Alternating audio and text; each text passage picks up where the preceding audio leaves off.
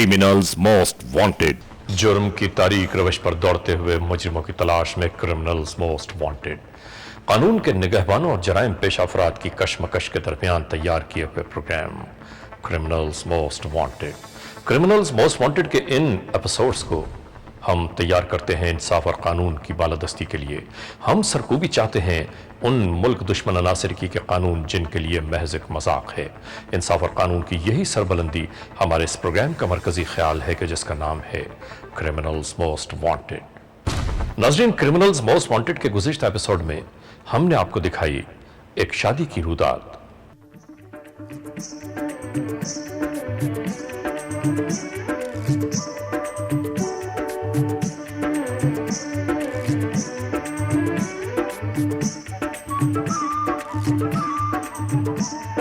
इस तरह जिंदगी के नए सफर पर गामजन बीनिश बाबुल की चौखट छोड़कर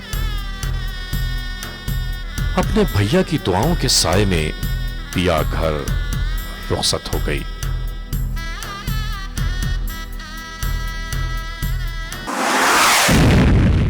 ग्यारह अगस्त 2007 की दोपहर हमें मिलने वाली एक भयानक खबर ने हमारे रगो पे में एक हलचल बर्पा कर दी। फौरी तौर पर ARY one world criminals most wanted की टीम के साथ जाए वकुआ पर जा पहुंचे। ये ब्लॉक N नॉर्थ नाज़िमाबाद की गली नंबर 8 में वाक़े हसन मेंशन है। जाए वकुआ फ्लैट नंबर 18 तीसरी मंजिल।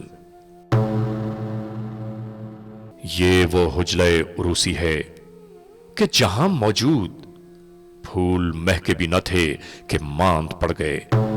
ये वो जगह है कि जहां सुर्ख जोड़े में मलबूस चंद घंटों की दुल्हन जिंदगी की बाजी हार बैठी।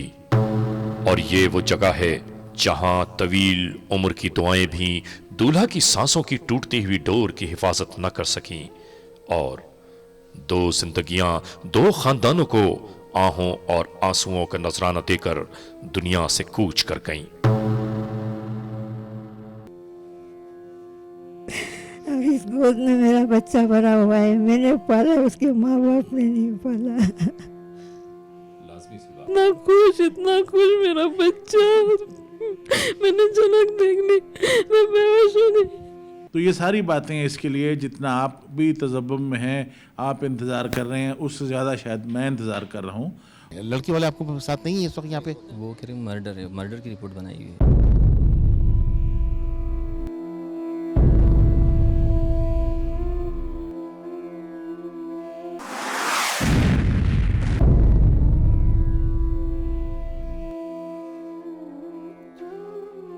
और नाजरीन, हम इस लम्हे ये दुआ करते हैं रब्बे कायनात के हुजूर कि खुदा न करे कि किसी दुल्हन की मुंह दिखाई दोबारा कभी इस तरह हो।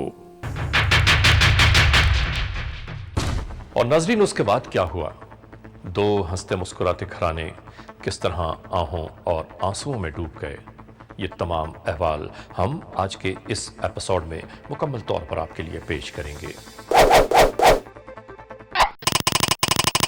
10 अगस्त 2007 तैमूरिया पुलिस स्टेशन की हुदूद, कराची।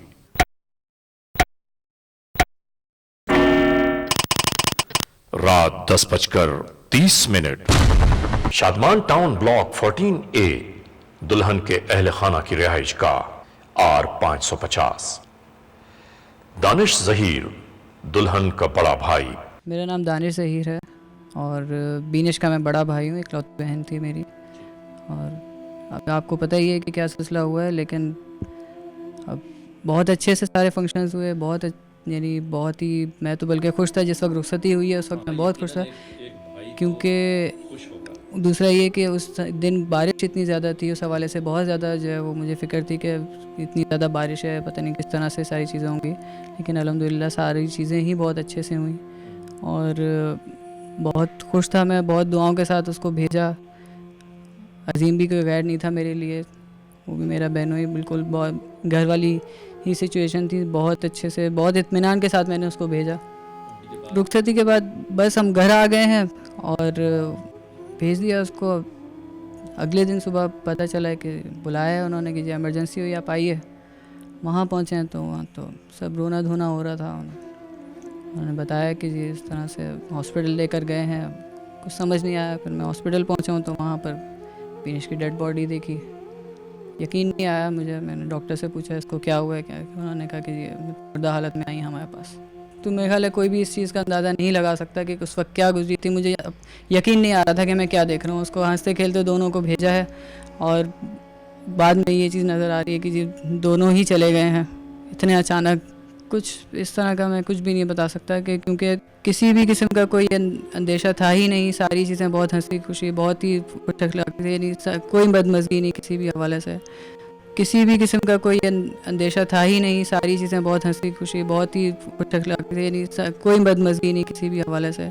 इतना बड़ा इंसिडेंट है ये, मैं आज तक अपनी ज़िंदगी में कभी करीब से भी कोई चीज़ ऐसी नहीं सुनी कि कभी इस तरह का कोई वाक़या हुआ हो। जब शादी हो रही थी तो उस वक्त तो बहुत ही खुशी का समा था। इतने सभी लोग, सारे कज़न, सारे हमारे रिश्तेदार सब बहुत खुश थे। हम लोग इतना खुश थे कि मैं बता नहीं सकता। एक मेरी इकलौती बहन थी, तमाम अरमान, इतनी ख्वाहिशें थी कि मैं क्या बताऊँ। कुछ भी जो है वो उस दिन तो हमने सारी अरमान अपने जितनी भी ख्वाहिशें थी समझ लें पूरी कर ली। लेकिन उसके बाद जो रहा है, मैं टेलीविज़न देखने वाले दुनिया के तमाम लोगों से एक रिक्वेस्ट करूंगा कि किसी उनको इस मामले के सिलसिले में कोई भी इत्तला हो, किसी भी तरह से कोई भी वो मेरी हेल्प कर सकें, पुलिस की हेल्प कर सकें इस सिलसिले में, वो करें ताकि कुछ निकालेंगे, इसको पता चले कि आखिर सबब क्या बना इस मौत का। अब हम यही चाहते हैं कि इस वाक़े की जो भी हुआ है, जिस तरह से भी, हमें नहीं पता कि क्या हुआ है, लेकिन इसकी पूरी तहकीकात हो कि आखिर वजह क्या है उन दोनों के जाने की। एकदम से हंसता बसता घर एकदम से कैसे उजाड़ हो गया, आखिर वजह तो पता चले कि उनके साथ हुआ क्या है।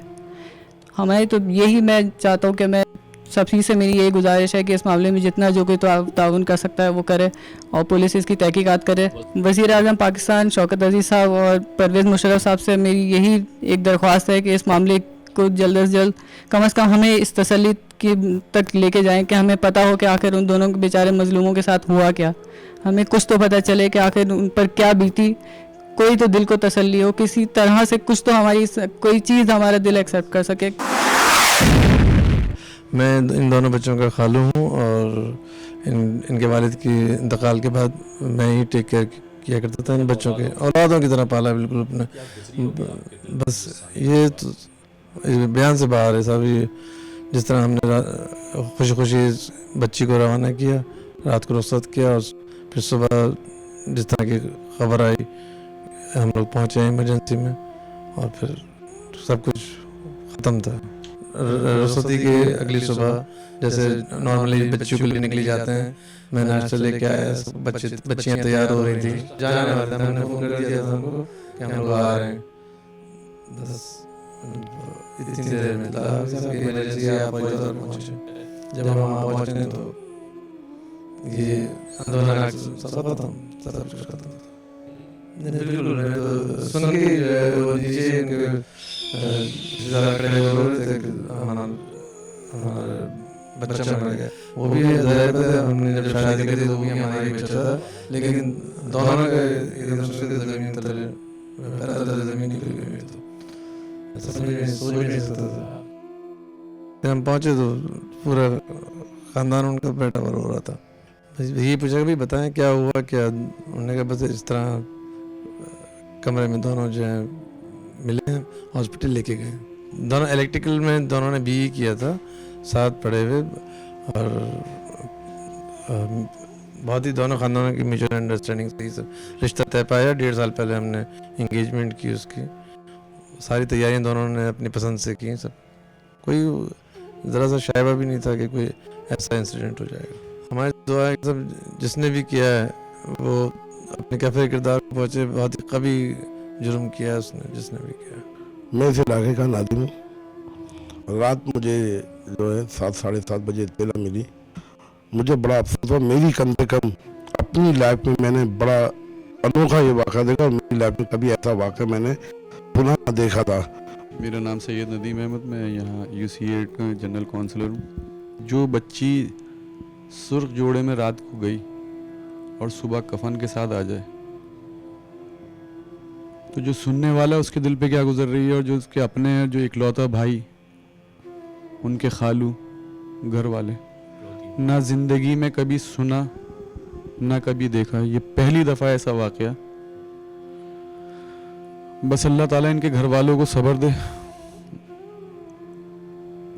हम सिर्फ ये कह सकते हैं, लेकिन जो उनके दिल पे गुजर रही होगी, नामुमकिन बात है कि हमारे अल्फाज से उनको सब्र आ जाए, क्योंकि हम भी बेटियों वाले। अगर ज़रा सा अपने ऊपर रख के सोच लें तो आप समझ लें कि बस रूह कांप जाती है, और सोचने के लिए भी तसव्वुर नहीं होता कि अल्लाह ना करे ऐसा किसी के साथ वाक़या हो। मेरा दिल फट गया सुन के। हमारे मोहल्ले वाले काफ़ी कोऑपरेटिव थे, सारे जमा हुए, इकट्ठे हुए। मैं बता नहीं सकता मेरी बेटी है, मगर ये बेटी ऐसी अनोखी जिसके साथ ये वारदात हुई है, हम सोच भी नहीं सकते थे। मैं तो सोचता हूँ इसके भाई के ऊपर, इनके खालू पे और इनकी अम्मा पे क्या गुजरी होगी। जब मैं रो सकता हूँ, बोल सकता हूँ, तो मैं और कुछ बयान नहीं कर सकता। इस तमाम कार्रवाई का कुछ ना कुछ हल निकलना चाहिए, ज़रूर इंसाफ देना चाहिए। क्यों हुआ ये, कैसे हुआ, उसकी तह तक पहुंचना चाहिए सबको। Criminals most wanted. गली number 11 block N north Nazimabad में वाक़े दुल्हा शेख अजीम की नानी का वो घर, जहां शेख अजीम की परवरिश हुई, जहां वो खुद रिहाइश पजीर रहा। मिनहाज मेरा नाम है, मैं फर्स्ट फ्लोर पे रहता हूँ इसी प्रोजेक्ट में। यहाँ लाइट गई हुई थी उस रात और मैं जाग रहा था। सुबह तकरीबन लाइट 5:45 बजे आई है। इस बिल्डिंग में किसी किस्म का कोई शोर शराबा नहीं हुआ, कुछ भी नहीं था। मैं यहाँ से अपने काम पे निकला हूँ 12 बजे, मेरा ऑफिस यहीं करीब है। कुछ नहीं, कुछ भी, बिल्कुल साइलेंट था माहौल। बारात मेरे सामने आई है, सब गए। तो 2:30 पौने 3 बजे का टाइम था, ये बारात आई है। ये सब साथ ऊपर गए, सब लोग। दूल्हा के दोस्त थे, अजीज़ वकारीब, वालिदैन सब साथ थे, बहनें वहनें सब थी। 2:15 बजे रात को यहाँ बारात आई थी, रुखसती यहाँ वापस आई थी यार। उस वक्त बिजली गई हुई थी और फिर हम लोग सो गए। मौसम खैर सही था, हम लोग सो गए तो बिजली पता नहीं किस वक्त आई। लेकिन बहरहाल बिल्कुल खौफ हो रहा था, लगता कोई आसी भी मंजर हो गया यहाँ पर कोई। हमने रात को देखा, रात तकरीबन 2:30-3 बजे के करीब बारात आई। इन्होंने फ्लैट में से किसी को भी नहीं बुलाया, कोई भी इनके किसी से मिलते नहीं थे। शादी में भी इन्होंने किसी को नहीं बुलाया। इनके बराबर में रहते हैं शकील भाई, उनको भी नहीं इन्होंने बुलाया। जब रात को बारात आई तो यहाँ पे लाइट गई हुई थी, हम लोग नीचे बैठे हुए थे। यहाँ जब बारात आई तो ये सब लोग ऊपर चढ़ के गए। हमारी आँख तकरीबन 11:30 पौने 12 के दरमियान खुली, तो बहुत दिन में तो बहुत शोरगुल हो रहा था। हम लोग ऊपर गए तो उनकी वालदा साहिबा जो हैं वो सीढ़ियों पे बैठी हुई थी, और उनकी बहन है, उनके वालिद साहब उनकी वो परेशान थे। उन्होंने बहुत रो रहे थे। उन्होंने जो भी लेडीज़ आई थी वो उनके कहते आप हटिए, मर्दों का आगे जाने का चांस दिए। तो बाबर भाई वगैरह और बहुत से फ्लैट के लड़के वो लोग अंदर थे। जब अंदर गए तो हम लोगों ने देखा कि अजीम भाई की लाश थी गेट के पास से। हम लोग और दुल्हन की डेड बॉडी तो हम देखे नहीं, हम लोग डर गए थे, इसलिए हम वापस आ गए। और अब हमें रात को उतरते हुए भी, अब हम रात को ना लेट नाइट बैठते थे, अब हम 11 बजे घर में चले आते हैं। मेरे से बहुत डर लगता है यहाँ पर जी। सबको यहाँ पे लेडीज़ से खौफ और रात से बहुत इनके लेडीज़ से घरों से बाहर नहीं निकलनी है। पहले बहुत शोरगुल हुआ करता था फ्लैट में, लेकिन अब बिल्कुल सन्नाटा हो गया हमारे। जी बिल्कुल खौफ और हिरास फैला हुआ है फ्लैट में। जिस तरह से पहले रौनक होती थी उस तरह से अब बिल्कुल भी रौनक नहीं है। अब बच्चा यानी 10 बजे के बाद ऊपर चढ़ने से घबराते हैं। और जब से ये हादसा हुआ, वरना तो पहले कभी ऐसा नहीं हुआ इस फ्लैट में। और जब से क्या कहते हैं ये ऐसा हादसा हुआ है, तो क्या कहते हैं ख़वातीन जो उतरती थी रात को नीचे, तो वो भी अब डरती हैं। कुछ नहीं पता चल रहा है कि कैसे होगा, क्या हो गया। और बड़ा अजीब, बड़ा दुख का मरला है, बड़ी तकलीफ़ दह बात है कि ये ऐसे कैसे हो गया, बिल्कुल नहीं होना था। और यकीनन इसके पीछे अब क्या है, क्या राज की बात है, क्या है, कैसे हो गया, बहरहाल ये अल्लाह ही जानता है। फारूक अहमद अंसारी मेरा नाम है, इस गली नंबर 8 में रहता हूँ।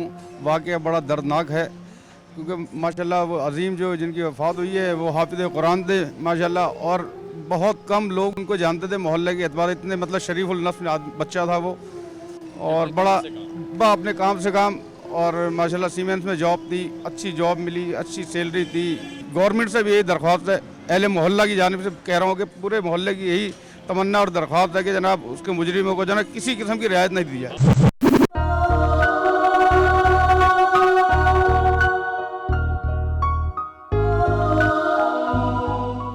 17 दिनों बाद जब हम इस घर में दोबारा दाखिल हुए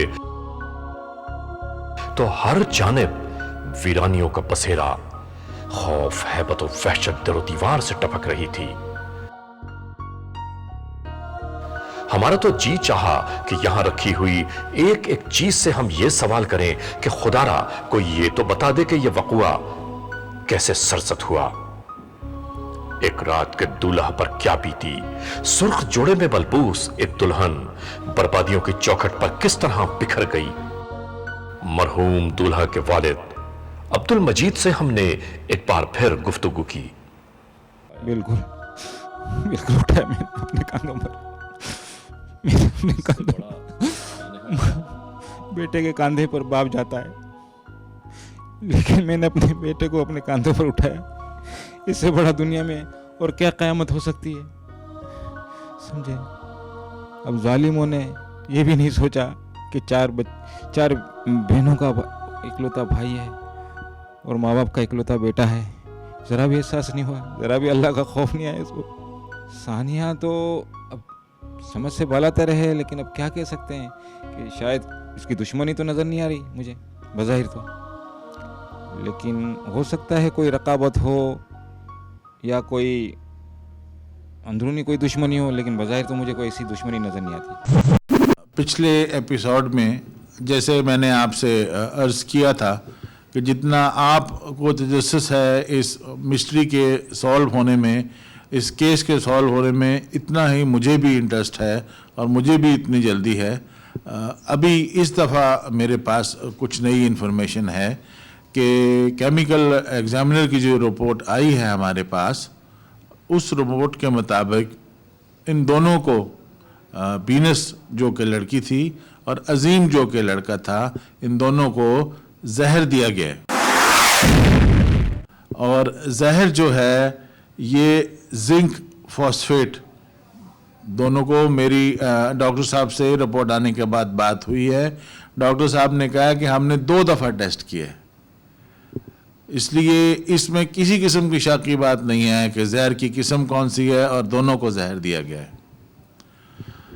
अब जो हालात वाक़यात बताते हैं कि जैसे ये घर पे आ गए थे रात को 1:30-2 बजे, जिस तरह नॉर्मल बारात आती है शादी हॉल से घर वापस आती है, और उसके बाद फिर थोड़ी सी रस्में कुछ होती हैं, और उन रस्मों के बाद चूँकि थके हुए होते हैं दूल्हा दुल्हन, तो उनको फिर आराम करने का मौका दिया जाता है। इस केस में ऐसा नहीं हुआ था। इस केस में सुबह 5, 5:30 बल्कि 6 बजे तक जो रिपोर्ट खबरें आ रही हैं, जो हमारे पास इंफॉर्मेशन थी, वो इन दूल्हा दुल्हन को अकेले नहीं छोड़ा गया। तो हम ये सोच रहे थे कि ये एक बड़ी अजीब सी बात है, इसका हमें क्लू नहीं मिल रहा था। ये ज़रूर शक था हमें जब डेड बॉडीज़ देखी, उसमें अजीम से लग रहा था, लड़की का तो जबड़ा टूटा हुआ था, डॉक्टर ने कहा कि इसको सांस रोक के किया गया, लड़के से जहर का हमें शक था। तो हम ये सोच रहे थे कि कहीं ऐसा तो नहीं है कि इनको जहर देने के बाद देने वाले इंतज़ार कर रहे हैं, देख रहे हैं कि इन पे असर हो रहा है कि नहीं, ताकि जब इन पे असर हो तो फिर बाकी अपनी कार्रवाई करें। तो अब इस रिपोर्ट आने के बाद जो हमारी वो बातें थी, खदशात हैं, वो ज़रा काफ़ी उनमें दुरुस्त साबित हो रहे हैं, हकीकत का रंग है। और रात के इस टाइम में जो इनके पास थे वो इनके अपने ही थे, कोई बाहर से नहीं आए हुए थे। अब हमें, जैसे मैंने कहा कि हमें रिपोर्ट का इंतज़ार था कि इतने करीबी अजीज़ों को अगर आपने इंटरोगेट करना है तो आपके हाथ में कोई एविडेंस ज़रूर होना चाहिए था। तो मैं टेलीविज़न देखने वालों से रिक्वेस्ट करूँगा कि उनकी जो भी राय है, कीमती राय होगी एक तो इस पॉइज़न के बारे में, और वो हमें इस चीज़ में आगे चलने में काफ़ी मदद देगी। वो आप ARY के थ्रू अली रज़ा साहब को अगर पहुँचाएँ तो इसमें हमारी काफ़ी मदद होगी। मेरे ख्याल में ये कहते हैं कि मीठे में दिया जाता है आसानी से, काला रंग होता है। गुलाब जामुन जो मिठाई में शादी में इस्तेमाल हुए, काली गुलाब जामुन में हो सकता है, कोल्ड ड्रिंक में हो सकता है, ये सारी चीज़ें हैं जिसमें ये जहर जो है दिया गया है। और इंशाल्लाह ताला अगली दफ़ा जब मैं आपके पास आऊँगा तो हमारे पास ये पूरा केस जो है सॉल्व होगा। बहरहाल 10 अगस्त 2007 जुमे और हफ्ते की दरमियानी शब को शादी हॉल से अपने फ्लैट में रुखसत होने वाला ये जोड़ा हुजला रूसी में शायद चैन और सुकून हासिल न कर सका। आखिरकार कराची में वाक़े कदीमी सखी हसन कब्रिस्तान की खाक का पेवन बन गया।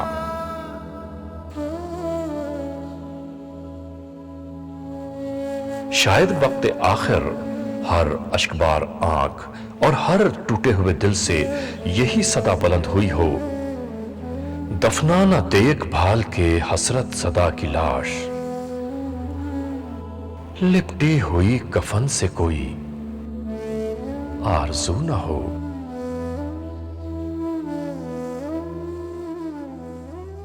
नाज़रीन, देखा आपने क्रिमिनल्स मोस्ट वांटेड के इस एपिसोड में इस मुकम्मल दास्तान को। हम तो ये कहते हैं कि शायद सैकड़ों हजारों बल्कि लाखों घराने ऐसे होंगे इस दुनिया में कि जिन्होंने ये बात पहली बार सुनी होगी कि रात 3 बजे हुजला रूसी में दूल्हा और दुल्हन दाखिल हुए और सुबह वहां से उनके जनाजे बरामद हुए। हम इस लम्हे रब्बे कायनात के हुजूर ये दुआ करते हैं कि ऐ परवरदिगार, इस दुनिया में ऐसा सानहा किसी को दोबारा कभी देखने में ना आए। और नाज़रीन, आज के इस एपिसोड को हम यहाँ पर इख्तिताम तक पहुँचाते हुए एक बार फिर आप सबसे यही गुजारिश करते हैं कि अगर ऐसे हालात, ऐसे वाक़यात, ऐसे मामलात आपके अतराफ़ में कहीं रूनुमा हुए हैं या हो रहे हैं तो कानून के हाथ मजबूत कीजिए, हमें इत्तला दीजिए और याद रखिए कि इत्तला देने वाले का नाम हमेशा ही सीग़े-ए-राज़ में रखा जाता है। Criminals most wanted @ARY1world.net, criminals most wanted @ARYdigital.tv। आइंदा हफ्ते हम आपके लिए ला रहे हैं जुर्म की ये दास्तान। क्रिमिनल्स मोस्ट वांटेड में इस बार देखिए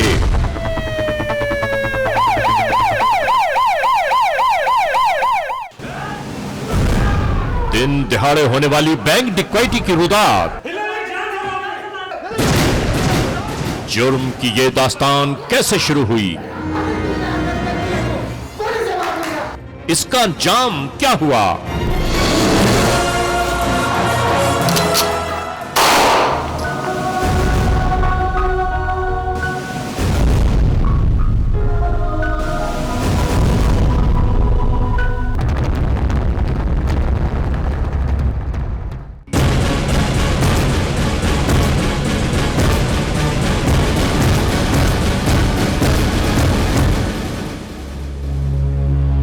ये मुकम्मल अहवाल जानने के लिए हर इतवार की शब वर्ल्ड क्रिमिनल्स मोस्ट वांटेड में हम आपको रखते हैं बाखबर। जराइम की नई दास्तानों से इंतजार कीजिएगा।